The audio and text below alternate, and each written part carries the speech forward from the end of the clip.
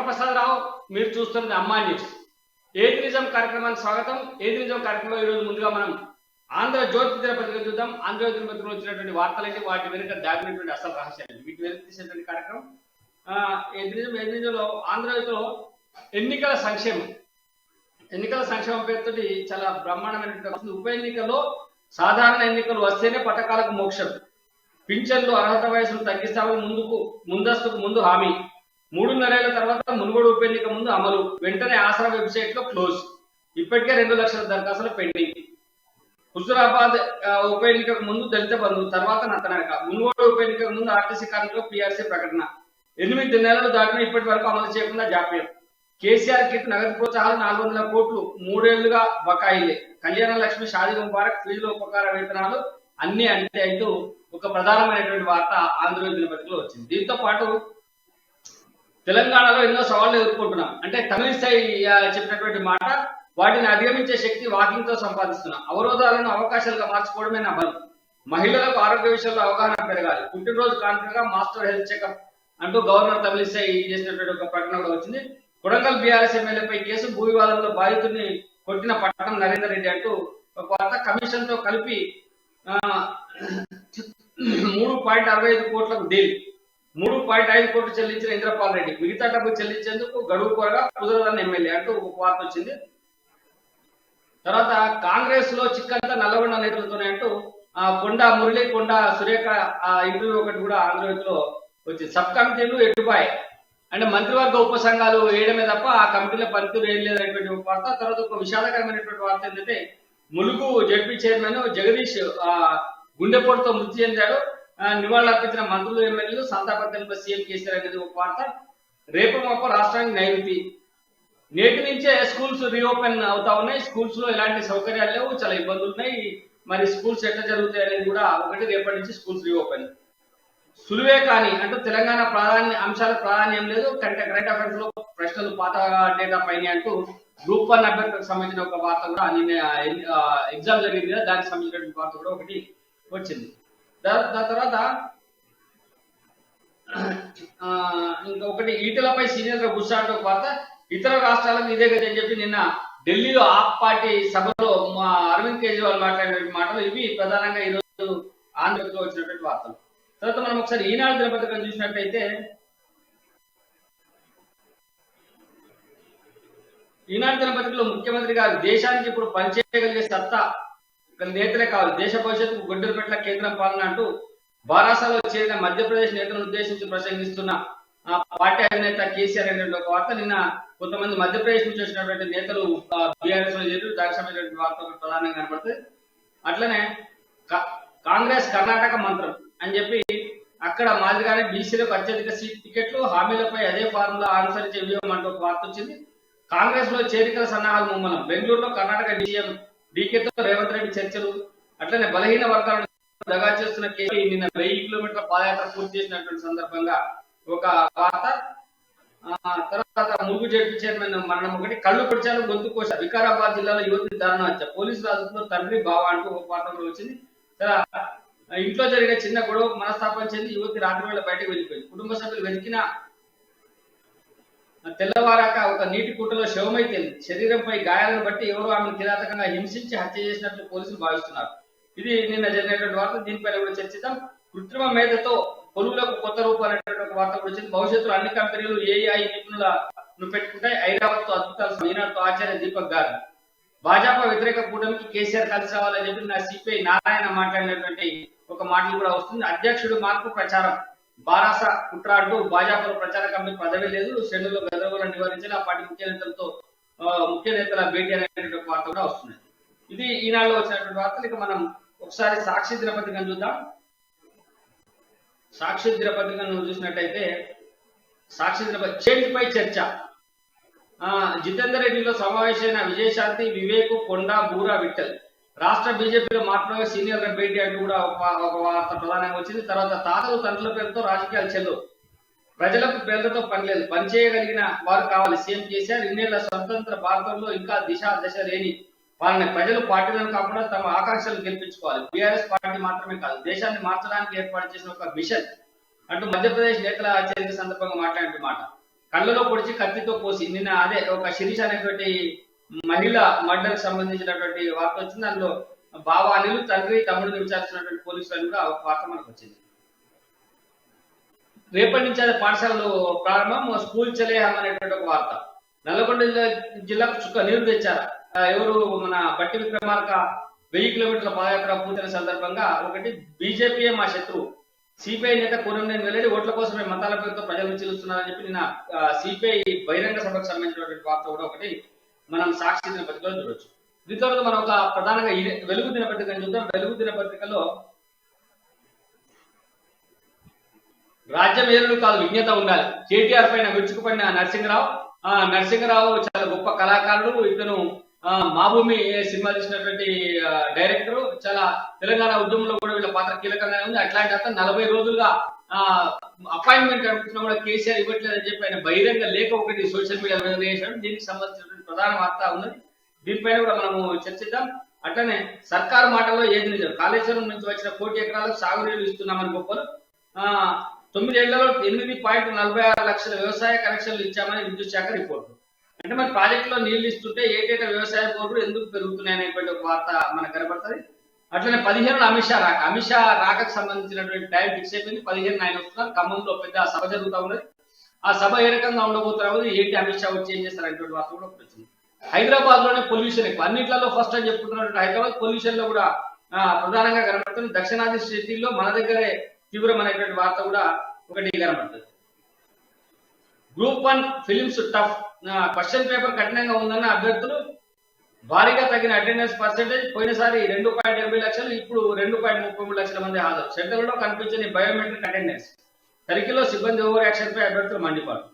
BRS తో కాంగ్రెస్ పొత్తు ఖాయమని చెప్పి నిన్న జితేందర్ రెడ్డి, బీజేపీ నేత జితేందర్ రెడ్డి మాట్లాడడం ప్రధానంగా కనబడుతుంది. తర్వాత పీపుల్స్ మార్చ్ పాదయాత్ర 1000 కిలోమీటర్లు పూర్తి, 30 నియోజకవర్గాల్లో పర్యటించిన సీఎల్పీ నేత బట్టి విక్రమార్క అనేటువంటి వార్త కూడా మనకు ప్రధానంగా వెలుగు దినపత్రికలో కనబడుతుంది. ఇక మనం చెప్పుకున్న ఇప్పుడు ప్రధానమైనటువంటి పత్రిక నమస్తే తెలంగాణ, ఇది టిఆర్ఎస్ పార్టీ కరపత్రిక. దీంట్లో ఏమొచ్చింది అంటే, దీంట్లో దిల్ వాలే దిమాక్ వాలే, నామదార్ కాదు కామ్దార్ కావాలి, ఏకం కావాలి, దిశ దశలేని పాలనతో దేశానికి నష్టం అని చెప్పి కేసీఆర్ చేసినటువంటి మాట. నిన్న తెలంగాణలో అమలవుతున్న పథకం మధ్యప్రదేశ్ లో ఎందుకు పీడితులుగా ఉండే దుస్థితి ఎన్నాళ్ళు అంటూ ఎంపీ నేతలతో సమస్యలు బీఆర్ఎస్ అధినేత ముఖ్యమంత్రి అంటే ఒక వార్త.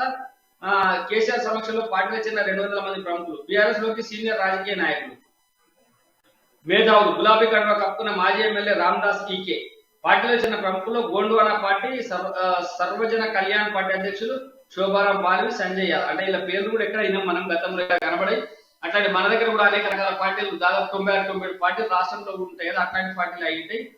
తర్వాత నేడు గద్వాల సీఎం కేసీఆర్ అనేటువంటి వార్త ఒకటి. పరీక్ష సజావుగా ప్రశ్నలు కఠినంగా అంటూ ఇంకో వార్త కూడా. తర్వాత కుసుమ జగదీశ్వర్ హఠాన్ మరణం, ములుగు జడ్పీ చైర్మన్ మరణం పైన కూడా ఒక వార్త వచ్చింది.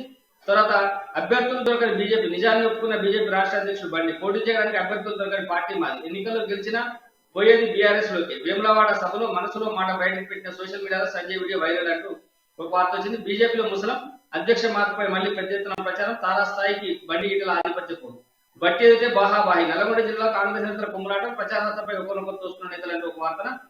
తెలంగాణకు అక్షరార్చన అంటూ నిన్న ఏదో పుస్తకం దశాబ్దోత్సవాల భాగంగా సాహిత్య సంబరాలు ఉత్సవంగా కవులు రచయితలు ప్రగతి తెలంగాణ ఆవిష్కరిస్తూ కవితాగారం రచనలు వినిపిస్తూ తన్మయత్వం చెందిన కవులు, అంటే అంతా డబ్బా వార్తలు. ఇంకా కూలుతున్న గుజరాత్ మోడల్ అంటూ కూడా ఒక వార్త వచ్చింది. ఆడంబరాల అతి చావే గతి అంటూ పట్టాలు తప్పిన రైల్వే సేఫ్టీ అంటూ ఒక వార్త కూడా మనకు ప్రధానంగా ఇలా కనబడుతుంది. ఇవి ఈ రోజు నమస్తే తెలంగాణ వచ్చినటువంటి వార్త. ఈ రోజు ఏబీపీ కార్యక్రమంలో మనతో పాటు చర్చలో పాల్గొంటా ఉన్నారు ఏబీపీ పూర్వ జాతీయ అధ్యక్షులు, అట్లనే రాజకీయ సామాజిక ఆర్థిక రంగ విశ్లేషకులు మురళీ మనోహర్ గారు. మురళీ మనోహర్ గారు నమస్కారం.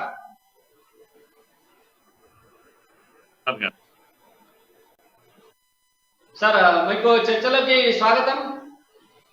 సార్ ఈరోజు మనం ప్రధానమైనటువంటి అంశాలు చూస్తే, ఒక చదువుకున్న వ్యక్తులకు కొద్దిగా విజ్ఞత, రాజకీయంలో పదవుల్లో కొంచెం విజ్ఞత అది ఉండాలి కదా. కేటీ రామారావు గారిని 40 రోజులుగా నేను అపాయింట్మెంట్ అడుగుతున్నా, ఆయన అపాయింట్మెంట్ ఇవ్వట్లేదు అని చెప్పి నరసింహరావు గారు, సరే సిద్ధార్థరీత్యా ఆయనకు ఏ రకమైనటువంటి ఐడియాలజీ ఉన్నప్పటికీ ఒక ప్రముఖ దర్శకులు, కొద్దిగా సమాజంలో గౌరవము పేరు ప్రతిష్ఠున్నటువంటి వ్యక్తి, ముఖ్యంగా వాళ్ళ సమీప బంధువు, వాళ్ళ కులం సంబంధించినటువంటి వ్యక్తి. ఆయన 40 రోజుల్లో నాకు అపాయింట్మెంట్ ఇవ్వట్లేదు కేటీఆర్ నేను అడుగుతా ఉంటే మీ డబ్బు అధికారం ఉంటే విజ్ఞత సంస్కారం ఒక కామెంట్ చేసిన పరిస్థితి ఉన్నది. నెట్ల చూడాలి సార్. నో, కేసీఆర్ గారు కానీ కేటీఆర్ కానీ వారు రాజకీయ నాయకులు, పక్తు రాజకీయ నాయకులు. కనుక మిమ్మల్ని కలిస్తే వాళ్ళకేంటి అనేది ఒక ప్రశ్న వస్తుంది. ఇప్పుడు వీధి పైన వెళ్తుంటే ఓ భిక్షగాడు పడుకొని ఉన్నాడు, లేకపోతే ఒక చిన్న పాప ఏదో మొరపెట్టుకున్నది, అది ట్విట్టర్ లో ట్యాగ్ అయితే తను వెంటనే దాన్ని అటెండ్ చేసి, అంటే ఓ 10,000 కేసులు అట్లా ఉంటే ఒక కేసును ఆయన అటెండ్ చేసి దానివల్ల సింపతి గెయిన్ చేస్తాడు. కనుక ఇప్పుడు కావాల్సింది ఆయనకి ఏంటంటే సింపతి కావాలి, పబ్లిసిటీ కావాలి, ప్రజల మధ్యలో ఆయనకు ఒక పాపులారిటీ కావాలి. కనుక మిమ్మల్ని 4 గోడల మధ్య కలిసి ఒక సమస్యని వివరిస్తే వినేంత సమయము, ఇదంతా కపటము, కపట నీతి, నాటకాలు, రాజకీయాల్లో అలా నాటకాల్లో ఆరితేరిన వాళ్ళు కల్వకుంట్ల వాళ్ళు. కల్వకుంట్ల అనేది ఒక డ్రామా కంపెనీ అది. కనుక ఈ డ్రామా కంపెనీ రామారావు అంతే, ఎంత తేడా ఏమీ లేదు. మనం ఆశించవద్దు. మీరు ఆయనకు సెన్సేషనల్ ఏదన్నా ఒక పబ్లిసిటీ ఇవ్వండి, పరిగెత్తుకుంటూ వస్తాడు మీ దగ్గరికి. కనుక మీకు సమస్య తీవ్రమైందా లేకపోతే జటిలమైందా ఇంకేదా అనేది ముఖ్యం కాదు, సమస్య పరిష్కారం కూడా ముఖ్యం కాదు, పబ్లిసిటీయే ముఖ్యం. ఏ సమస్య అయినా సరే ఎవరైనా కలవాలనుకుంటే నాకు ప్రచారం వస్తుందా లేదా అని చెప్పేసి ఈనాడు ఫ్రంట్ లైన్ లో అది ఫ్రంట్ పేజ్ లో ఈనాడు ప్రింట్ చేయగలిగేంత వార్త కావాలి. ఈనాడు కూడా రెడీగా ఉంటది. కేటీఆర్ కోసమే ఈనాడు పనిచేస్తూ ఉంటది. మీరు కనుక బాగా అబ్జర్వ్ చేస్తే ప్రతినిత్యము ఈనాడు న్యూస్ లో, టీవీలో కానీ పేపర్లో కానీ వారి కొరకు స్పేస్ ఉంటది, ఆల్రెడీ కొని పెట్టుకున్నటువంటి స్పేస్ ఉంటది. కనీసం కేటీఆర్ గురించి 2 నిమిషాలు 3 నిమిషాలు కేటాయించకపోతే ఈనాడు పత్రిక కాదని. ఇలా కొన్ని పత్రికల్లో ఆ విధంగా స్పేస్ కొని పెట్టారు. దానికి వాల్యూ ఉండాలి. మీరు కలుస్తామంటే నరసింహరావు గారు కానీ ఇంకెవరైనా సరే అక్కడ వచ్చేటట్టుగా ఉండేటట్టుంటే కలుస్తారు. కనుక మీరు కూడా ఆయనను కలవాలనుకుంటే ఏదైనా నాటకం చేయాలి, ఆయనకు లేని సింపతి క్రియేట్ చేయాలి, లేదంటే కనీసము పాలాభిషేకము ఏదన్నా మీరు చేయండి, మీకు తప్పకుండా ఆయన అపాయింట్మెంట్ దొరుకుతుంది. కనుక ఈ మొత్తము రాజకీయమే నాటకంగా మార్చేసినటువంటి కంపెనీ ఇది. ఏ సమస్య అయినా ఏదైనా సరే ప్రచారమే చాలా ముఖ్యం. కేటీఆర్ ముఖ్యంగా, కేసీఆర్ కన్నా కేటీఆర్ కి ఈ విషయంలో ఆరితేరింది. ఇప్పుడు కేసీఆర్ కొన్ని లెసన్స్ నేర్చుకోవాల్సి వస్తుంది కేటీఆర్ తో. నా దృష్టిలో ప్రసాద్ గారు, నేను జోక్ చేయడం లేదు, చాలా సీరియస్ గా చెప్తున్నా. నేను నా అబ్జర్వేషన్ ఇది. ప్రతి పత్రికల్లో వీటిల్లో చూస్తున్నా కదా, అప్పుడప్పుడు ట్విట్టర్ కు ట్యాగ్ చేస్తే స్పందిస్తాడు కేటీఆర్. పిచ్చుక పలుకులు పిల్లలు పలుకుతే కూడా కేటీఆర్ స్పందిస్తాడు. కానీ ఇక్కడ సచ్చే సావు వచ్చింది అంటే పలకరియ్యాడు. ఇక హైదరాబాద్ ఆడపిల్లలకు దిక్కు లేదు అని అంటే పలకరియ్యాడు. మళ్ళీ షీ టీమ్స్ యొక్క ప్రచారం బాగా ఉంటది. షీ టీమ్స్ అన్నా షో టీమ్స్ ఒకటి. అట్లా కేసీఆర్ కేటీఆర్ యొక్క రాజకీయం ఆ విధంగా మనం అర్థం చేసుకుంటే మంచిదని, మనం భ్రమంలో లేకుండా. పోలీసులు ఏమో షీ టీము, ప్రభుత్వంలో ఏమో షో టీము. Show team.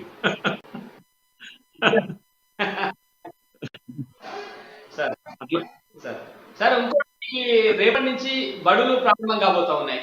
మొత్తం తెలంగాణ వ్యాప్తంగా స్కూల్స్ తెరుస్తా ఉన్నారు. అయితే వీటిలలో మీరు విద్యారంగ నిపుణులు కూడా అనేక రకాల అనుభవాలు మీకు ఏబీపీలో కూడా పూర్వ జాతీయ అధ్యక్షులుగా పనిచేసిన విద్యార్థి సమస్యలు తెలుసు, విద్యారంగ సమస్యలు తెలుసు. అంటే ప్రభుత్వం వైపు నుంచి పరిష్కార మార్గాలు ఎలా ఉండాలి, విద్యార్థుల సమస్యలు ఏంటి, అసలు ఏం సార్ రేపు ఇన్ని స్కూల్స్ ప్రారంభం కాబోతా ఉన్నాయి. నిన్న మొన్న వచ్చినటువంటి వార్త ఏంటంటే స్కూల్లో కనీస సౌకర్యాలు లేవు, ఇప్పటిదాకా డ్రెస్సులు ఇవ్వలేదు, తర్వాత పుస్తకాల సరఫరా కూడా లేదని చెప్పి నిన్న పత్రికలో వార్త వచ్చింది. ఇప్పటిదాకా పుస్తకాలు గొడవల్లోనే ఉన్నాయి, వాటిని తీసుకొని పాఠశాలలో పోవడానికి ట్రాన్స్పోర్ట్ లేకపోవడం వల్ల అయిపోయినాయి. అంటే ఎట్లా మరి ఇవాళ నుంచి స్కూల్స్, రేపటి నుంచి స్కూల్స్ ప్రారంభం కాబోతాను, ఎట్లా చూడాలి మురళీ మనోహర్ గారు? ప్రసాద్ గారు ఏ మాట కా మాట చెప్పుకోవాలంటే, ఈ తెలంగాణ వచ్చాక ఈ 10 ఏళ్లలో ఎందుకు వచ్చిందిరా నాయన ఈ తెలంగాణ అనే పరిస్థితి విద్యారంగంలో కనిపిస్తుంది. రాకునింటే బాగుండే కదా, తెలంగాణ బాగుపడుతుండే అని నేను అంటే తెలంగాణ వాదిగా చెప్తున్నా, తెలంగాణ సాధించి గర్వంగా సాధించుకున్నాము, ఆ విధంగా గర్వంతోనే చెప్తున్నా. అంటే ఏమంటాం అంటే అంతకుముందు బాగుండే కదా అని చెప్పేసి. ఒక విద్యారంగాన్ని విద్యా విధ్వంసం అని అంటాం. విద్యా విధ్వంసం జరిగింది ఈ నూతన తెలంగాణ రాష్ట్రంలోనే జరిగింది. మన రాష్ట్రంలో ఉన్నటువంటి గవర్నమెంట్ స్కూల్స్ పూర్తి విధ్వంసం అయిపోయినాయి. మీరు విన్నారండి 10 ఏళ్ల కాలంలో ఎప్పుడైనా ఒక డిఎస్సి కండక్ట్ చేసింది మీరు చూసారా? అట్లా మాట్లాడితే చంద్రబాబు నాయుడు చాలా బెటర్ ఉండే. వాళ్ళ పీరియడ్ లో కనీసం 2 ఏళ్లకు 3 ఏళ్లకు ఒకసారి గ్యారంటీగా డిఎస్సి పడుతుండే, ఉద్యోగాలు వస్తాయని ఇప్పుడు ప్రభుత్వ లెక్కల ప్రకారమే 15-16 వేల పోస్టులు, టీచర్ పోస్టులు ఖాళీ ఉన్నాయి. ఇప్పుడు ఏం చేస్తారు? బడి బాట అవ్వకపోతే బెస్ట్ ఇంటి బాట పట్టడమే మంచిది. పిల్లలను బడిబాట అంటున్నారు, చదువులు ఇంటి బాట పట్టినాయి. చదువులు చెప్పలేని బడికి పిల్లలు ఎందుకు వెళ్ళాలని నేను అడుగుతున్నా. పుస్తకాలు, బ్యాగులు, డ్రెస్సులు ఇవన్నీ తర్వాత, ముందైతే చదువు ఉండాలి కదా. చదువు చెప్పే పంతులయ లేకపోతే పిల్లలు అలా పోయి ఏం చేస్తారు వాళ్ళను? కానీ ఈ బడిబాట ఇదంతా కూడా ఇయర్ బిగినింగ్ లో ప్రభుత్వాలు చేసేటువంటి పెద్ద ప్రచారము ఇది. సరే వెళ్ళాలి, ఎంకరేజ్ చేయాలి, పిల్లలను గ్రామాల్లో ఉంటారు, ఇళ్లలో ఉంటారు కనుక తట్టి లేపాలి, ఇది ఒక మంచి పనే. కానీ టీచర్లు తెలుసా? టీచర్లు అంతా కూడా గ్రామాల్లో ఎండల ఊరూరా తిరుగుతా ఉన్నారు పాపం. టీచర్లు పాఠం చెప్పుడు బంద్ చేసి ఇగో ప్రచారం చేసడానికే ఎక్కువ ఉపయోగపడుతున్నారు. నారాయణ చైతన్యాల ట్రెండ్ ఇది, టీచర్లను ఇట్లా ఉపయోగించుకుంటారు.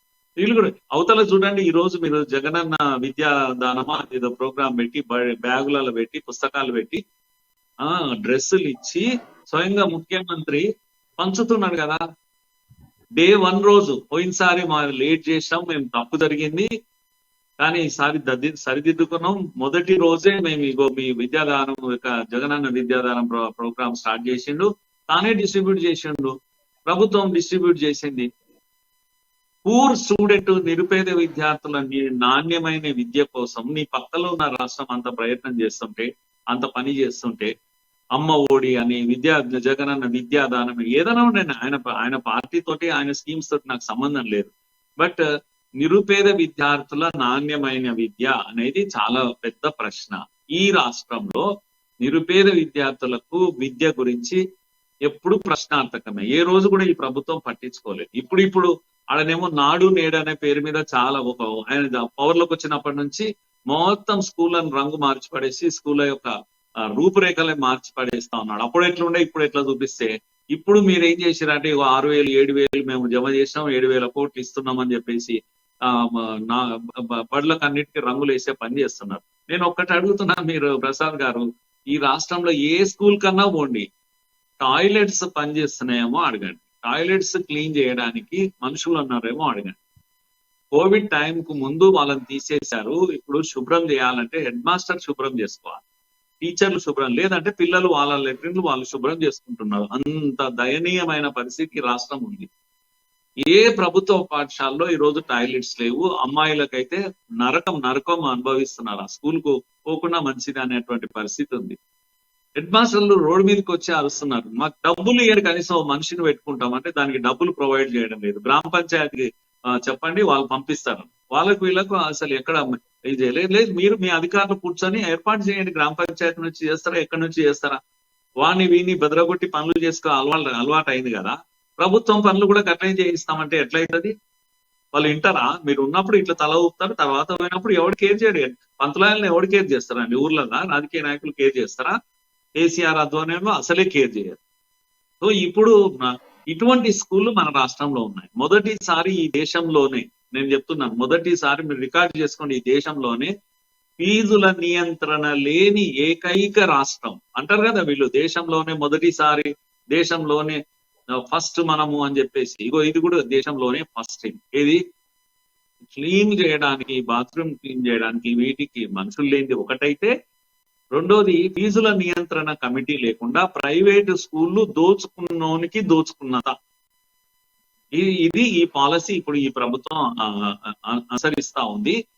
దేశంలో ఎక్కడ లేని విధంగా మనము మొత్తం టేబుల్లోనే అన్నిట్లో టాప్ కదా, ఇందులో కూడా టాప్ ఉన్నాం. ఏ విషయంలో? అక్షరాస్యతలో. లోయెస్ట్ లిటరేసీ ఉన్న 4 రాష్ట్రాల్లో మనము ఒకరము ఈ దేశంలోనే. మీరు ఈ తలకాయ తీసుకుపోయి ఏడబెట్టుకుంటారు నన్ను నేను అడుగుతున్నాను ఈ ప్రభుత్వాన్ని. ఏముంది కానీ చెప్పుకోవడానికి? మీరేమో లోయెస్ట్ ఇక్కడ చెప్తాను లోయెస్ట్ అక్షరాస్యత చాలా తక్కువ ఉందని, కానీ ప్రభుత్వం చెప్తున్న దాని ప్రకారము మేము చాలా కేజీ టు పీజీ అనేటువంటి ఒక ఉన్నత విద్యా విధానాన్ని తీసుకొచ్చినాము, గురుకుల పాఠశాలలో పెంచినాము, చాలా బ్రహ్మాండమైనటువంటి విద్య లభిస్తాము. నిన్న మొన్నటి దాకా ఉన్న ఆర్ఎస్ ప్రవీణ్ కుమార్ గారు ఈ మధ్యన బీఎస్పీలో చేరింది, కానీ అంతకుముందు ఆయన కూడా గొప్పలు చెప్పుకున్నారు కదా, మొత్తం రాష్ట్ర వ్యాప్తంగా అసలు విద్య మామూలుగా లేదు, ఎవరెస్ట్ శిఖరాలు ఎక్కుతున్నది అని చెప్పినారు కదా. మరి మీరు పూర్తిగా ఉల్టా చెప్తా ఉన్నారు, అంటే వాళ్ళు చెప్పేదానికి 100% భిన్నంగా మీరు చెప్తా ఉన్నారు. ఏంటది మరి ఇప్పటిదాకా వాళ్ళు చెప్పినటువంటి దాంట్లో ఏమాత్రం సత్యం లేదా? కరెక్ట్. ఈ మాటల కారిడీలో ప్రజలను మాయ చేయడం అనేది అలవాటైంది. ప్రసాద్ గారు, గురుకులాలు అనేటివి కేసీఆర్ వచ్చినాక పుట్టలేదు. గురుకులాలు అనేటివి పివి నరసింహారావు పీరియడ్ లో పుట్టాయి. శంకరన్ అనే మహానుభావుడు ఐఏఎస్ అధికారి మనకు పెట్టినటువంటి భిక్ష. ఆ విధంగా నాణ్యమైన విద్య పేద విద్యార్థులకు అందేటట్టుగా గురుకులాలను తీర్చిదిద్దాడు. కనుక ఈ సర్వేలు కానీ లేకపోతే నాగాన్సాలు రెసిడెన్షియల్ కాలేజీలు కానీ ఇవన్నీ ఎప్పటి నుంచో ఫలితాలు అందిస్తున్నటువంటి ఇన్స్టిట్యూట్స్. ఈ గురుకులాలకు కొద్దిగా సంఖ్యను పెంచి నంబర్ పెట్టి స్కూళ్ళ సంఖ్యను పెంచిండు కేసీఆర్. పెంచి ఇప్పుడు ఏమంటాడంటే నేనే గురుకులం పెట్టిన దేశంలో ఫస్ట్ టైం అన్నట్టుగా చెప్పడం మొదలుపెట్టాడు. మొత్తం గురుకులాలు ఎస్సీ ఎస్టీ బీసీ మైనారిటీ మొత్తం కలిపితే 4.5 లక్షలు 5 లక్షలు కూడా లేరు విద్యార్థుల సంఖ్య చెప్తున్నా. 5 లక్షల మంది పేద విద్యార్థులు ఇక్కడ చదువుకుంటున్నారు. నాణ్యమైన విద్య అక్కడ అందుతుంది, దేర్ నో ప్రాబ్లం, అంత బ్యాడ్ గా లేదు, చాలా బాగుంది. ఆర్ఎస్ ప్రవీణ్ ఉన్నప్పుడు గట్టి ప్రయత్నం చేశాడు నాణ్యతను పెంచడానికి, దాంతో పాటు రాజకీయం కూడా చేశాడు ఆయన సగం. కనుక కుల రాజకీయాలు చేశాడు, అవన్నీ చేశాడు, అది వేరే సబ్జెక్ట్. కానీ గురుకులాల యొక్క నాణ్యత పెంచడానికి ఆయన కూడా గట్టి ప్రయత్నమే చేశారు. నేనేమంటున్నా అంటే 30 లక్షల మంది విద్యార్థులు గవర్నమెంట్ స్కూల్లో ఉన్నారు. మీరు 4 లక్షల గురించి 4.5 లక్షల గురించి మీరు మాట్లాడుతున్నారు. But what about 30 lakhs students studying in government schools? అక్కడ మూత్రశాల లేవు, అక్కడ టాయిలెట్స్ లేవు, అక్కడ టీచర్లు లేరు, అక్కడ పాఠం చెప్పే పరిస్థితి లేదు. ఇది నేను మాట్లాడుతున్నాను. నువ్వు 30 లక్షలు వదిలేసి 4 లక్షల మందిని మేము చేసినాము కేజీ టు పీజీ అని అంటున్నాం. కేజీ టు పీజీ దోపిడీకి డోర్స్ ఓపెన్ చేసిన ప్రభుత్వం ఏకైక ప్రభుత్వం కేసీఆర్ ప్రభుత్వం. ఆ విధంగా విద్యను విధ్వంసం చేశారు. నేను ఇప్పుడు ఏమంటున్నా అంటే టోటల్ గా అన్ని స్కూళ్లకు అలా అందించలేదు. 30 లక్షల మంది సత్యనాశనం అవుతుంది వాళ్ళ విద్య. పాఠాలు చెప్పేటోడే లేడు, వాళ్ళని పట్టించుకుంటే లేడు. నువ్వు 3-4 లక్షల మందిని చూపించి ఇంకోటి కూడా అడుగుతున్నా నేను, కులానికి గురుకులం ఎందుకంటే నాకు అర్థం కాదు. కులాల పేరున మనుషులు నువ్వు వచ్చినప్పుడు ఏమన్నావు, నా డ్రీమ్ అది, పేదోడు నా మనవడు లేకపోతే మా డ్రైవర్ కొడుకు ఒకే స్కూల్లో కామన్ స్కూల్ విధానం నా డ్రీమ్ అన్నాడు. తోడ రాసుకోవాలని చెప్పిండు. ఏడ రాసుకుంటున్నాడు? కులాలకు మైనారిటీలకు ఒక స్కూలు, లేకపోతే బీసీలకు ఒక స్కూలు, ఎస్టీలకు ఒక స్కూలు. నువ్వు కులాల పేరు మీద విడగొట్టి గురుకులాలు అంటే కులాల స్కూల్స్ అన్నట్టు. ఇది ఒక విద్యా విధానమా? అంటే నేనేమంటున్నా అంటే వీళ్ళకు విద్యా విధానం అంటూ ఏమీ లేదు. భ్రష్టు పట్టించారు, లిటరేసీని నాశనం చేశారు, కనీసం అక్షరాస్యతను పెంచలేదు. సిగ్గుతో తల ఉంచుకుంటున్నాను నేను. మా పాలమూరు జిల్లా అని, మా గద్వాల, ఐజా ఇవన్నీ కూడా ఒకప్పుడు సాహితీవేత్తలతో వెలసిల్లినటువంటి ప్రాంతం అది. సోమనాథ ఇదంతా కూడా ఆ టెంపుల్ ఆ ఏరియా అంతా కూడా అటువంటిది ఇప్పుడు లోయెస్ట్ లిటరేసీ జిల్లాలో అది నంబర్ 1 లో ఉంది ఇప్పుడు. కనుక ఏం చెప్పాలి చెప్పండి? ఇది చెప్పుకోనికి ఏముంది తెలంగాణలో? ఇంకా రాజశేఖర రెడ్డి భయమో భక్తికో మీకు జిల్లాకు ఒక యూనివర్సిటీ ఇచ్చిన యూనివర్సిటీలకు ఒక్క ప్రొఫెసర్ పోస్ట్ ని ఇచ్చిన పాపాన పోలేదు ఈ ప్రభుత్వం. తెలంగాణ సాధించుకున్న మరుసటి రోజు నియామకం జరుగుతుందని అందరం ఆశించినాం. ఏడ ఉంది అండి? పాలమూరు యూనివర్సిటీలో 150-200 పోస్టుల అవసరం ఉంది. ఆడ 10 మంది తెలంగాణ రాజశేఖర రెడ్డి ఇచ్చిన 10 పోస్టులు ఇప్పటికి ఆ 10 మందితోటే నడుస్తుంది. సిగ్గనిపియదా? షేమ్ అనిపియదా మీకు? నల్గొండ జిల్లాలో ఏముంది? యూనివర్సిటీ ఎందుకు పెట్టారు అక్కడ? శాతవాహన పాతదే కదా, అక్కడ కూడా ఏమున్నాయి అని పోస్టులన్నీ ఖాళీ ఉన్నాయి. ఈ రోజు తెలంగాణ యూనివర్సిటీలో ఏం జరుగుతుంది? శాతవాహన యూనివర్సిటీలో ఏం జరుగుతుంది? అసలు రోడ్డు మీద పడ్డాయి కదా మీ యూనివర్సిటీలు. రిజిస్ట్రార్ను, వీసీలను, ఈసీలు గొడవలుగా ఉన్నాయి కదా. పరిపాలన ఎక్కడ ఉంది అసలు? సత్యనాశనం అయిపోయినాయి. ఉస్మానియాను ఆక్స్ఫర్డ్ అన్నారు, కాకతీయ కేంబ్రిడ్జ్ అన్నారు. ఏడవన్నీ దయ్యాల కొంపలైన యూనివర్సిటీలు అన్ని కూడా. అదే మన దరిద్రం అంతా యూనివర్సిటీలనే కనిపిస్తుంది. గ్రాంట్ ఎయిడ్స్ అంటాం. అటువంటి ఎయిడ్ ఇవ్వడం ప్రభుత్వం యొక్క పని. అరే జీతాలు ఇస్తే చాలు దేవుడు అని అంటున్నారు ఆడ ఉన్న ప్రొఫెసర్లు. మాకు జీతాలు వస్తే చాలు సార్, గ్రాంట్ ఎక్కడ గ్రాంట్ అని. ఇప్పుడు నేను మొన్న 3 రోజుల క్రితం పాలమూరు యూనివర్సిటీలో పోయినా బిల్డింగ్లు కడతా ఉన్నాను. అరే గ్రాంట్ ఇయర్ ఏమి ఇయర్ అన్నారు మీరు అని అంటే వాళ్ళు ఏమంటారంటే ఫీజులతోటి కడుతున్నాం సార్ అని.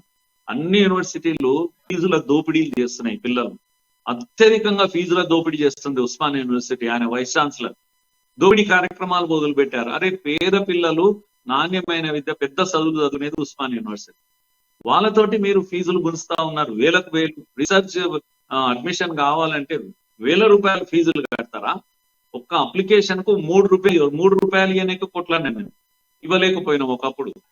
అరే అప్లై చేయనికే ₹3 అప్లికేషన్ ధర తగ్గించాలని అడిగినాం. ఇప్పుడు పిల్లల ఫీజులతోటి యూనివర్సిటీలు నడుస్తున్నాయి. మీరు పైసలు ఇవ్వకపోతే ఏంది? 100 years ఉస్మానియా సెలబ్రేషన్స్ ఎట్లా జరిగింది? విద్య నాశనం అయిపోయింది, విద్య విధ్వంసం అయిపోయింది ప్రసాద్ గారు. అదే ఫీజులలో ప్రైవేట్ యూనివర్సిటీలకు మామూలు యూనివర్సిటీలకు పెద్ద తేడా ఎక్కడ కనబడతలేదు. ఇంకా గవర్నమెంట్ క్లోజ్ చేసిండ్రు, దయాల కొంపలు చేసిండ్రు, బూత్ బంగ్లాలు చేసిండ్రు. ఇప్పుడు వెలిగిపోతున్నాయి ఏంటంటే ఇగో పొలిమేర వరకు తరిమేస్తామన్నారు చూడండి నారాయణ చైతన్యం. పొలిమేర నేనేమనుకున్నా నిజంగా తరిమేస్తారేమనుకున్నా, కాదు. ఇప్పుడు పొలిమేర వరకు వ్యాప్తి చెందుతూ ఉన్నాయి, సామ్రాజ్య విస్తరణ జరుగుతాం. ఆదిలాబాద్ నుంచి అలంపూర్ వరకు Narayana Chaitanya schools, colleges open చేసుకొని దేదీప్యమానంగా వర్ధిల్లుతున్నాయి ఇప్పుడు ఆంధ్ర స్కూల్స్. ఒకప్పుడు నువ్వు మాటలు చెప్పినావు, కూడా నరికినావు కదా, పొలిమేర ఇది అని మాట్లాడినావు. మీ మొత్తం మీ మంత్రులకు, మీ ఎమ్మెల్యేలకు యూనివర్సిటీలు ఇచ్చినావు. అదే నువ్వు మల్లానకు యూనివర్సిటీ, లేకపోతే పల్లా రాజేశ్వర రెడ్డికి యూనివర్సిటీ, తలా ఒక యూనివర్సిటీ ఇచ్చి వేసుకోండి. మీరు ఎంత దోపిడీ. మీకు ఒక విషయం చెప్తున్నావు, ఈ రాష్ట్రంలో ఈ రోజు వరకు కూడా విద్యార్థి సంఘాలు ఏ రోజు కూడా ఏ ప్రైవేటైజేషన్ ఎంత జరిగినా కూడా రిజర్వేషన్ వదలలేదు. ఫస్ట్ టైం ఈరోజు ప్రైవేట్ యూనివర్సిటీల్లో రిజర్వేషన్ లేదు. ఎస్సీ, ఎస్టీ, బీసీ వర్గాలు దారుణంగా దెబ్బతింటున్నారు. అక్కడ మీకు అడ్మిషన్ దొరకవు, మీకు రిజర్వేషన్స్ లేవు. ఇటువంటి విద్యా విధానాన్ని కేసీఆర్ తెచ్చాడు. రిజర్వేషన్స్ లేని, పేదోడికి అవకాశం లేని, నిమ్న వర్గాలు, దళితులకు అవకాశం లేని యూనివర్సిటీస్ ఇవన్నీ కూడా. అసలు పొలిటికల్ పార్టీస్ ఏం చేస్తున్నాయో నాకు అర్థం కాదు. అటువంటి ప్రైవేట్ యూనివర్సిటీస్ మన రాష్ట్రానికి అవసరమా? మీకు ఇంకోటి, ఫీజుల నియంత్రణ కూడా లేదు. వాడు ఎంతనన్నా దోచుకోవచ్చు, ఎంత ఫీజు అన్నా పెట్టుకోవచ్చు. అడిగే ఇది లేదు, హక్కు లేదు మనకు. ఈ హైదరాబాద్ లో ప్రఖ్యాతమైన విద్యా సంస్థలు, మీకు ప్రసాద్ గారు మీకు తెలియంది ఏముంది, ఇక్కడ మీరు ఏ పేరన్నా తీసుకోండి, ఒక ఏమంటాము వివేక్ వర్ధని అని పేరుంది అనుకోండి. వివేక్ వర్ధని ఏందండి, ఎయిడెడ్ కాలేజ్ అండి, ఎయిడెడ్ కాలేజ్. మీరు అటువంటి పేర్లు మీరు ఏదైనా తీసుకోండి, న్యూ సైన్స్ కాలేజ్ తీసుకోండి, లేకపోతే ఇంకేదైనా తీసుకోండి. అన్ని ఇన్స్టిట్యూట్స్ హైదరాబాద్ లో పేరున్న కాలేజీలు అన్ని కూడా పేరున్నాయి.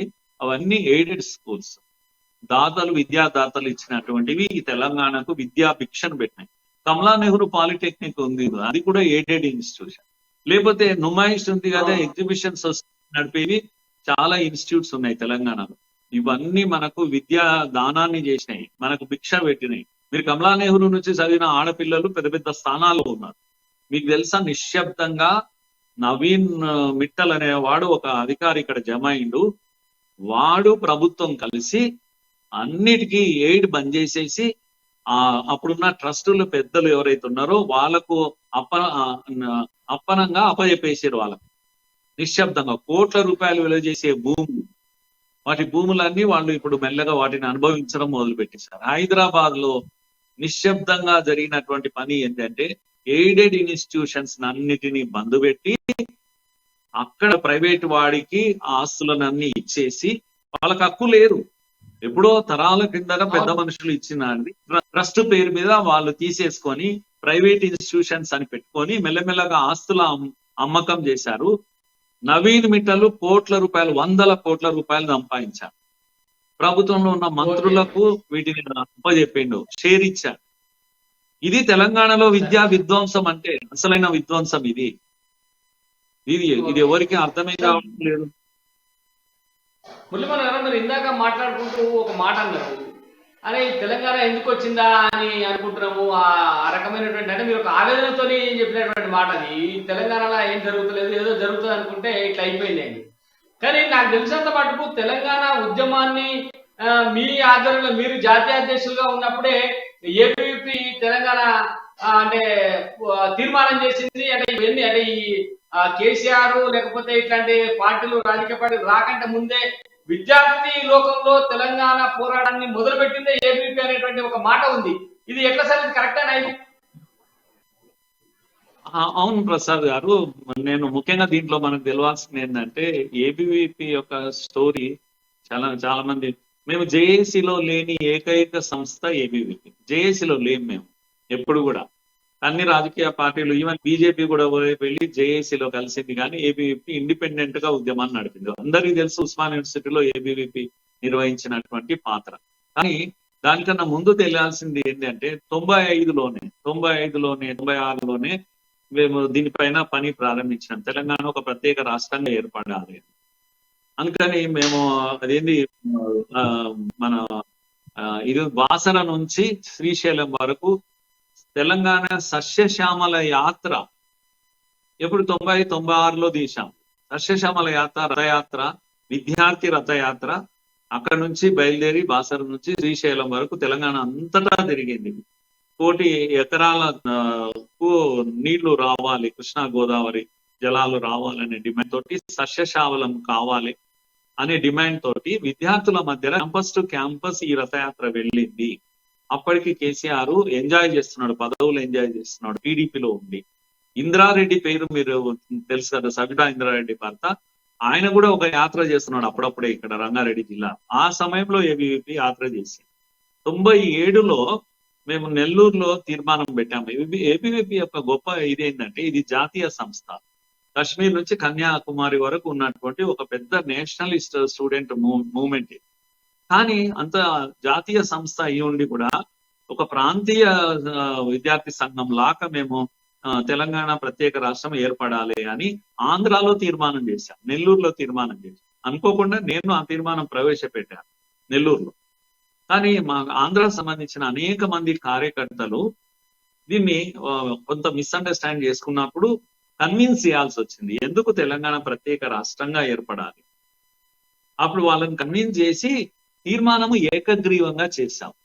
అయితే ఇది ఒక రాష్ట్రానికి సంబంధించిన కాదు, ఆల్ ఇండియా బాడీ కూడా కూర్చొని తెలంగాణ ఒక న్యాయమైన డిమాండ్ అని ఏబీవీపీ నేషనల్ టీమ్ ఢిల్లీలో దీన్ని ఓకే చేసింది, తీర్మానం పెట్టిపించింది. 96లో 97లో మేము 97లో ఇది పెట్టాం. 97 ఎండింగ్ వచ్చేసరికి బీజేపీ తర్వాత ఒక 1 year తర్వాత కాకినాడ తీర్మానం చేసింది. కనుక పొలిటికల్ పార్టీ కన్నా ముందే మేం చేశాము, బీజేపీతో మాకు ఏ సంబంధం లేకున్నా కూడా. ఇది చాలా మందికి తెలియదు. అప్పటికి ఇంకా కేసీఆర్ వీళ్ళంతా తెలంగాణ ఉద్యమాన్ని ప్రారంభించలేదు. అలా చూస్తే ఉద్యమంలో ఒక ప్రత్యేకమైనటువంటి పాత్ర ఏబీవీపీ నిర్వహించింది. చాలా మందికి అర్థం కాని విషయం, క్యాంపస్ లో మేము ఎందుకు విడిగా ఉన్నాము అంటే కొన్ని సంఘాలు, స్వార్థపూరితమైనటువంటి సంఘాలు డబ్బు కలెక్షన్ చేసి బాగా ఆంధ్ర వాళ్ళను బెదిరించి, ఇలాంటి కొంతమంది మిస్క్రియంట్స్ అంటాం, అందరు కాదు, కొందరు అలాంటి పనులు చేయడం కూడా మేము చూసాం. అందుకే ఉద్యమం యొక్క తప్పుదారి పడుతుంది, డబ్బుకు ఆశపడతారు, లేకపోతే డబ్బు సంపాదనగా మారకూడదు ఉద్యమం అని చెప్పేసి మేము నిలబడి. ఇంకొకటి ఏంటంటే ఎవడైనా బాధ్యత రహితంగా ఉండే వాళ్ళు ఏం చేస్తారంటే ఇలాంటివన్నీ చేస్తారు, పరీక్షలను బైకాట్ చేస్తారు మూలుగుతే. కనుక ఏదైనా ఒక బైకాట్ చేయాలి, ఎమోషన్ ఉంటుంది ఉద్యమం టైంలో, కనుక బైకాట్ అని పిలిపిస్తాడు. ఒక టీవీ ముందరికి వస్తాడు, రేపు బైకాట్ అంటాడు, వారం రోజులు క్లాసులు జరగవని చెప్తాడు, పిల్లలు ఇంటికి పోతారు. ఇది జరగకూడదు అని చెప్పేసి మేము ముఖ్యంగా పరీక్షలను పక్కా జరిగేటట్టుగా మేము వ్యతిరేకించాము. ఒక సమయంలో అకాడమిక్ ఇయర్ వేస్ట్ అయ్యేది, చాలా మందికి తెలియదు ఈ విషయం. వీసీ దగ్గర కూర్చొని మేము గొడవ చేశాము, అకాడమిక్ ఇయర్ నష్టం కాకూడదు తెలంగాణ విద్యార్థులకు అని. అలా ఒక బాధ్యతాయుతమైనటువంటి ఉద్యమాన్ని మేము దగ్గరుండి నడిపాము. స్వయంగా కోదండరామ్ గారు ఏబీవీపీ ఆఫీస్కి వచ్చారు, సార్ జేఏసీలో ఉండండి, మనం ఎనర్జీ వస్తుంది, కలిసి పనిచేద్దామని. ఆర్ఎస్యు ఆర్ఎస్ఎస్ ఒక్కటి కావాలి అని జయశంకర్ నినాదం ఇచ్చారు, మీకు అందరికి ఇవన్నీ గుర్తుంటాయి. నేను ఆఫీస్లో కోదండరామ్ వారికి చెప్పాము, మేము బాధ్యతాయుతంగా ఉంటాము, మీ జేఏసీలు ఏదైనా పిలిపిస్తే మేము డిస్టర్బ్ చేయం, కానీ పరీక్షలు బైకాట్ చేసి అకాడమిక్ ఇయర్ నష్టం జరిగితే మాత్రం ఊరుకోము. కానీ మేము పిలిపిస్తాం. మేము పిలిపించినప్పుడు మీరు బంధుకు సహకరించండి, లేకపోతే మీరు ఇచ్చినప్పుడు మేము సహకరిస్తాం. ఎనిమీస్ కాదు. కానీ కలిసి ఉండడం వల్ల ఈ విధమైన సమస్యలు ఉన్నాయని చెప్పాం. ఆ విధంగా ఉద్యమాన్ని ఒక రెస్పాన్సిబిలిటీ తోటి మనం నడిపాం. ముఖ్యంగా ఆత్మహత్యలు బాగా జరుగుతున్న సమయంలో ఒక విశ్వాసం కలిగించడానికి సుష్మా స్వరాజ్ను హైదరాబాద్ తీసుకొచ్చి నిజాం కాలేజ్ గ్రౌండ్ లో రణబేరి, తెలంగాణ ఉద్యమ రణబేరి, విద్యార్థి రణబేరి ప్రోగ్రాం నిర్వహించింది. కేవలం ఆత్మహత్యలను ఆపడానికి ఈ ఉద్యమం చేశాం. ఆత్మహత్యలను మేము వ్యతిరేకించాం. ఒక దశలో మేము ఈ అమరవీరుల ఊరేగింపులు ఇది ఎక్కువ చేయడం వల్ల టెంప్ట్ అవుతున్నారు, సైకలాజికల్ ఇంపాక్ట్ ఉంది అని కూడా మేము వాదించాం. ఆ విధంగా ఆత్మహత్యలను నిరోధించే ప్రయత్నం, ఇది ఒక బాధ్యతాయుతమైనటువంటి ఉద్యమము ఏబీవీపీ నడిపింది. చాలా మందికి తెలియదు. కొందరు అనుకున్నారు లక్షల మొక్కలను నాటి హరిత తెలంగాణ అని ఒక పెద్ద ఒకటే రోజు 1,00,000 మొక్కలు నాటి ఒక పెద్ద ఎఫర్ట్ చేశాం. ఎందుకు అలా చేశాము అంటే కేవలము రోడ్లపైకి రావడము, గేట్లు క్లోజ్ చేయడము, బస్సుల పైన వాటి మీద రాళ్ళు వేసడము ఇలా కాదు ఉద్యమం అంటే. కనుక మొక్కలు నాటి మన బీడుబడ్డ తెలంగాణలో మొక్కలు నాటి గ్రీనరీ పెంచి ఇది కూడా ఒక ఉద్యమంగా చేయాలి అని స్టూడెంట్స్ ను పాజిటివ్ డైరెక్షన్ ఇచ్చే పని చేశాం. నా రక్తం నా తెలంగాణ అని ఒక ప్రోగ్రాం ఇచ్చాం, చాలా మందికి గుర్తుండదు. కనుక ఒకటే రోజు 20,000 మంది విద్యార్థులు రక్తం ఇచ్చారు. హాస్పిటల్స్, గవర్నమెంట్ హాస్పిటల్స్ లో స్టోర్ చేయడానికి ఈ రక్తం పంపాం. ఆంధ్రాకు కూడా పంపాం, ఎందుకంటే బ్లడ్ ఒక దగ్గర ఉంటే వేస్ట్ అవుతుంది అని చెప్పేసి. కనుక ఆంధ్ర తెలంగాణ ఒక దేశంలో ఒక భాగం ఇది. కనుక మీరు వైరం కాదు ఇక్కడ కావాల్సింది, ప్రత్యేక రాష్ట్రం మాకు కావాలి. ఇలా ఒక రెస్పాన్సిబుల్ మూవ్మెంట్ అని అంటాము. అటువంటి ఒక స్టూడెంట్ మూవ్మెంట్ చరిత్రలో పుస్తకాలు ఇది రాలేదు, వీటికి ప్లేస్ కలగలేదు. ప్రకాష్ తెలంగాణ ఉద్యమకారుడు కదా, ఆయన ఎక్కడో రాశాడు ఒక పుస్తకంలో, ఏబీవీపీ చరిత్రను కూడా రాశాడు. సో ఇది ప్రసాద్ గారు, అంటే బ్రీఫ్ గా 2 మాటల్లో చెప్పాలంటే చెప్పాను ఈ విధంగా మీకు.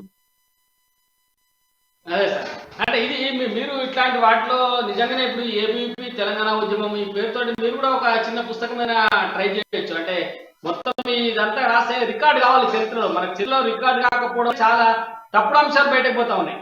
ఉదాహరణ మనకు స్వతంత్ర పోరాటం తీసుకుంటే కూడా ఎన్నో అంశాలు చదివారు, తర్వాత మనం చెప్పుకోవాల్సి వస్తుంది, ఇది చేసినాం అది చేసినాం. దీన్ని మీరు ఒక ప్రయత్నం చేస్తే బాగుంటుంది సార్. మనం ఇంకొక అంశంలోకి వెళ్దాం. ఇది మొత్తంగా మీరు తెలంగాణ ఉద్యమంలో ఏబీవీపీ చేసినటువంటి పాత్ర గురించి చాలా చక్కగా వివరించారు. ఇంకొక అంశం ఏంటంటే రాష్ట్ర రాజకీయాలు ఇప్పుడు కాస్త వేడెక్కుతున్నట్టుగా మనకు కనబడతా ఉంది. రాష్ట్ర రాజకీయాల్లో ఇప్పటిదాకా బీజేపీ, కాంగ్రెస్, టిఆర్ఎస్ త్రిముఖ పోటీ ఇప్పుడు కనపడతా ఉంది. ఎవరికి వాళ్ళు ఎదుర్కోవడం చేస్తున్నటువంటి ప్రయత్నాలు ఒకటైతే, భారతీయ జనతా పార్టీలో కొద్దిగా అంటే ఈ మధ్యన కొద్దిగా గ్రూపిజం పెరుగుతా ఉంది, లేకపోతే అనేక రకాల అంశాలు బయటకు వస్తా ఉంది. నిన్న బట్టి విక్రమార్క 1000 కిలోమీటర్ల పాదయాత్ర పూర్తి చేసింది కాంగ్రెస్. అంటే నేను కలుపుతా ఉన్నా రాజకీయాలన్నింటినీ. అటు బీజేపీలో ఒక రకంగా అలజడి మొదలైంది, కాంగ్రెస్ బట్టి విక్రమార్క 1000 కిలోమీటర్ల పూర్తి చేసి కొంత నింపి ముందుకు పోయేటువంటి అవకాశాలు కనబడుతున్నాయి. ఇవన్నీ కాంగ్రెస్ వైపు కనబడతా ఉన్నాయి. మరి మన బీఆర్ఎస్ పార్టీ దశాబ్దోత్సవాలకి 9 ఏళ్లకే 10 ఏళ్ల పండుగ చేసుకుంటే మీకు తెలుసు. ప్రభుత్వం డబ్బులు కోట్ల రూపాయలు విచ్చలవిడిగా ఖర్చు పెడుతూ ప్రజల్లోకి పోయి బీఆర్ఎస్ తప్ప ఇంకా వేరే పార్టీ కాందార్ నాందార్ పెట్టి వాళ్ళు ఒక ప్రయత్నం చేయాలి. ఎట్లా ఉన్నది ఈ మొత్తం తెలంగాణ ఏ రకంగా విశ్లేషిస్తారు? నేను బట్టి విక్రమార్క రోజు చేసినటువంటి యాత్ర ఇది నేను అప్రిషియేట్ చేస్తాను.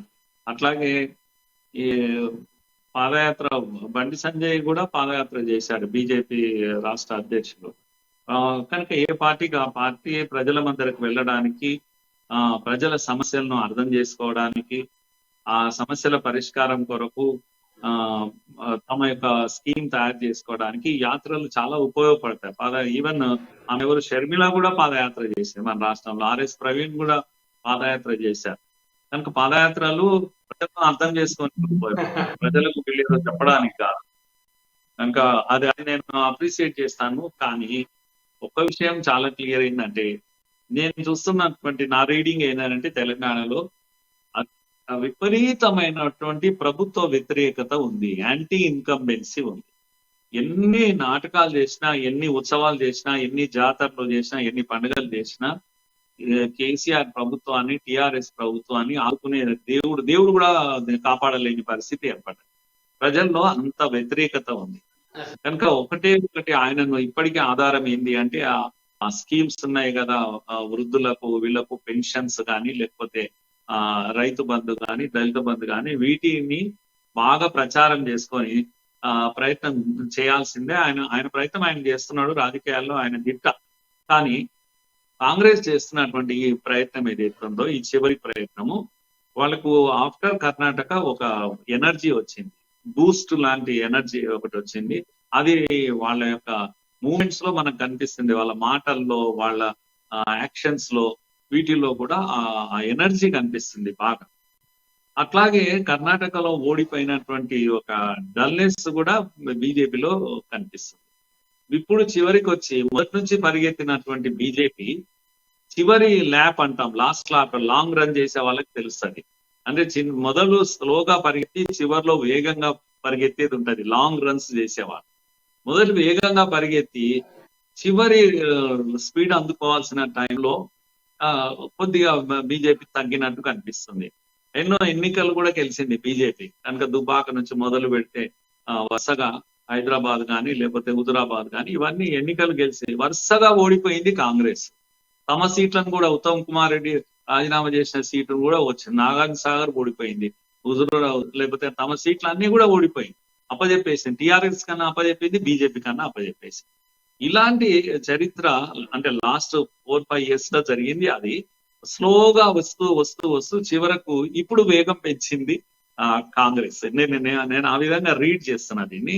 ఏది ఏమైనా ఇప్పుడు పోటీ ఏంటంటే ఓటరు ముందర కేసీఆర్ కు ప్రత్యామ్నాయం ఎవరు అనేది ఓటరు చూస్తూ ఉన్నాడు, చాలా జాగ్రత్తగా చూస్తున్నాడు.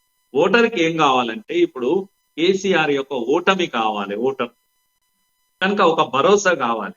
బీజేపీ అయితే ఈ పని చేస్తుందా, కాంగ్రెస్ అయితే ఈ పని చేస్తుందా అనేది చూస్తా ఉన్నా.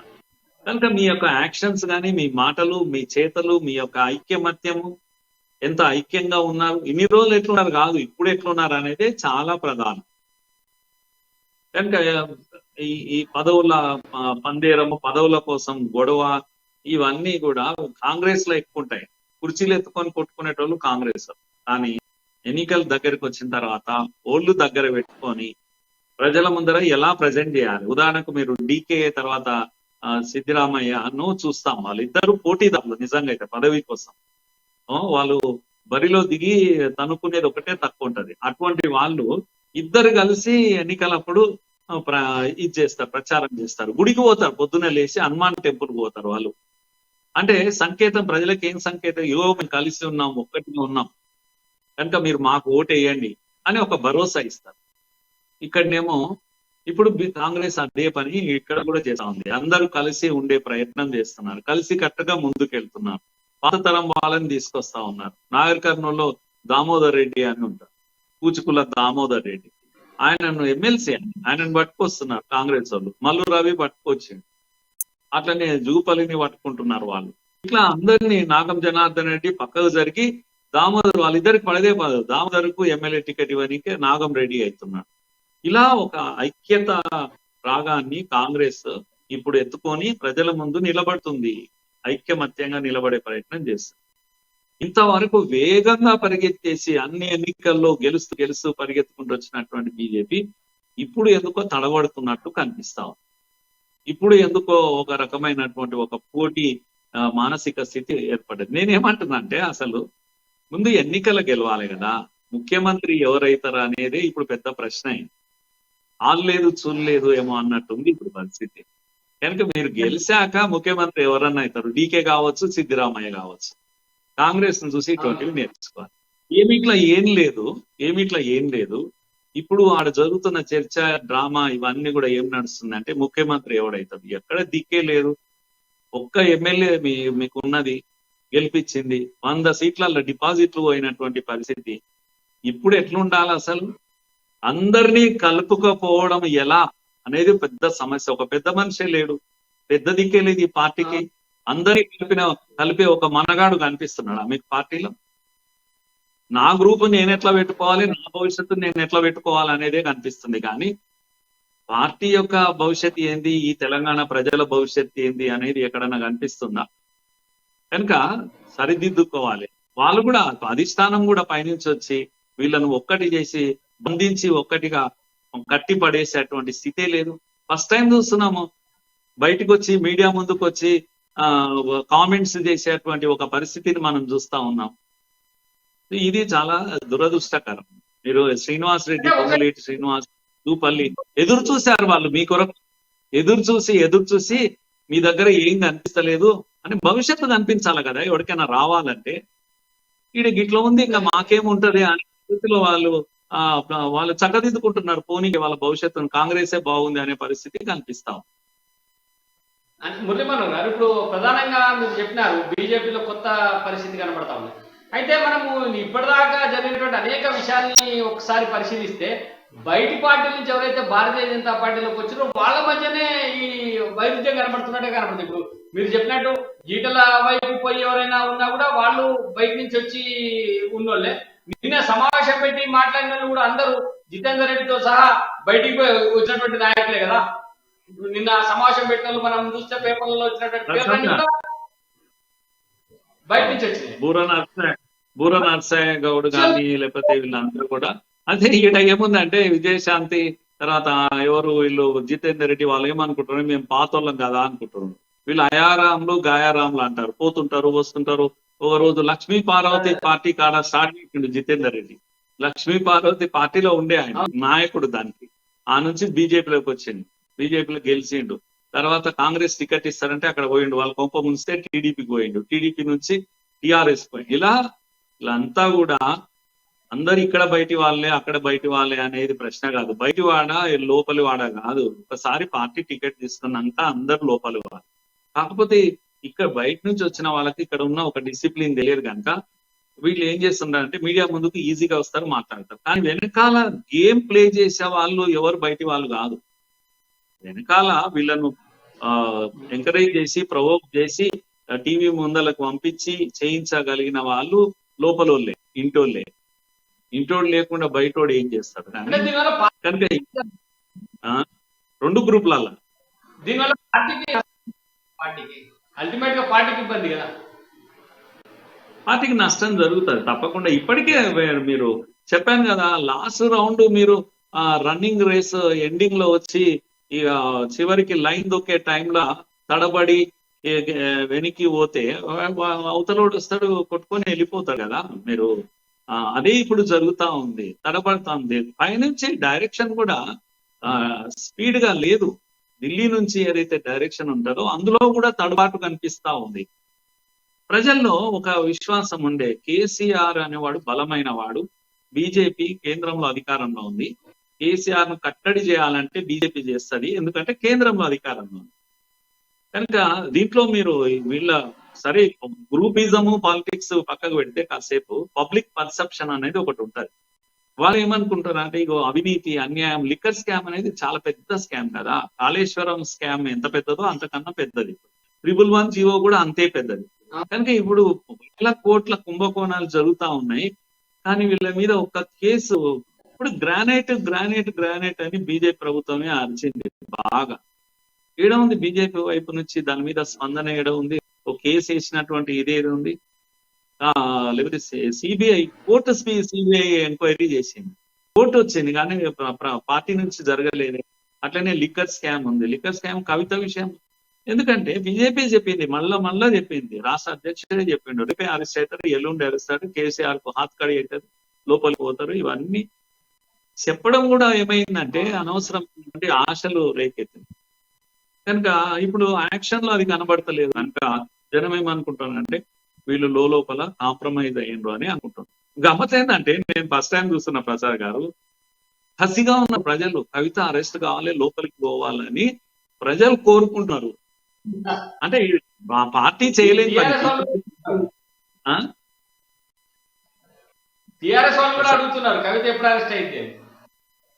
ఎస్ అంటే ఇప్పుడు శీల పరీక్ష అయిపోయింది బీజేపీకి. ఏంటంటే మీరు కవితను అరెస్ట్ చేస్తే కానీ మిమ్మల్ని నమ్మేటట్టు లేరు ప్రజలు.